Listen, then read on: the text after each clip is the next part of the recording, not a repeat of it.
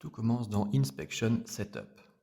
Ici, non seulement les utilisateurs peuvent créer une fiche d'inspection pour un item spécifique, mais ils peuvent également en créer pour une multitude d'autres choses, comme des procédés divers, des outillages ou des postes de travail. Dans cet exemple, nous allons regarder la fiche d'inspection d'un volume cup. Ici, nous voyons la configuration de l'inspection.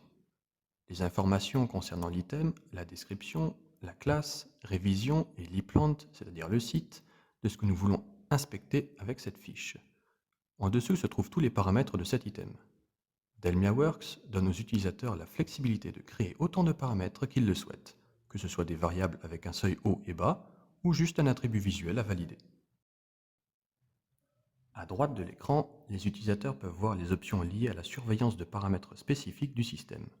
Les utilisateurs peuvent créer des instructions, voir les images d'inspection terminées, accepter des relevés pour un paramètre particulier, et choisir si un paramètre sera monitoré par real-time, qui pourrait par exemple être lié à un API sur une machine. Les utilisateurs peuvent créer autant de groupes d'inspection qu'ils le souhaitent dans la partie basse gauche. Que ce soit une inspection avant mise en route, une inspection horaire, ou une inspection de première pièce ou de réception d'articles, les utilisateurs peuvent créer des groupes avec des tailles d'échantillons spécifiques ainsi que la périodicité des inspections menées. Les utilisateurs peuvent également créer des formules ici.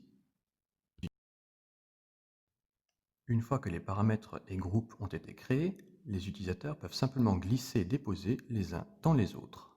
Les utilisateurs peuvent aussi lier les jauges ou outils spécifiques à une inspection.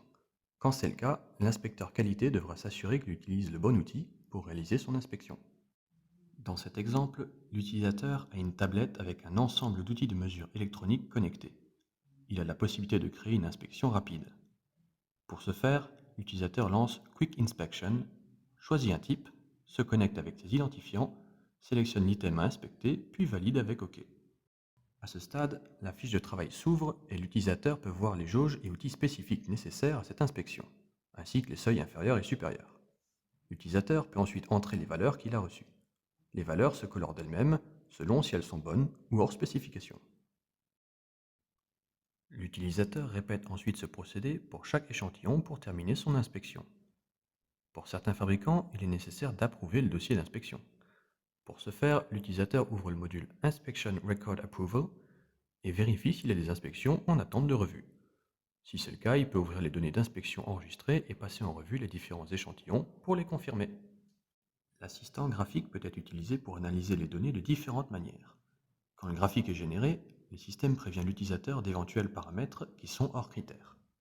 Les utilisateurs peuvent même créer des limites de contrôle pour les données et les exporter en Microsoft Word, Excel ou fichier texte pour les partager avec d'autres utilisateurs pertinents. Les utilisateurs peuvent utiliser le Process Inspection Log pour visionner en direct des inspections et les données capturées en temps réel dans l'atelier. C'est un bon endroit pour voir des notes, qui procède à quelle inspection et quels outils sont utilisés.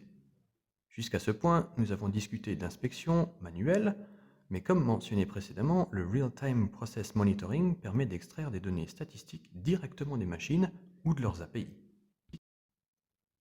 C'est là que les graphiques RT, Real-Time, entrent en jeu. Les RT Charts capturent les informations et données alors que les machines fonctionnent. Le système va également superposer les graphiques et donner la possibilité de les fusionner pour tenter de trouver des corrélations. Si un paramètre tend à sortir des spécifications alors que la machine fonctionne, le système va notifier l'utilisateur via une alerte audio, visuelle, ou un message textuel ou encore un email.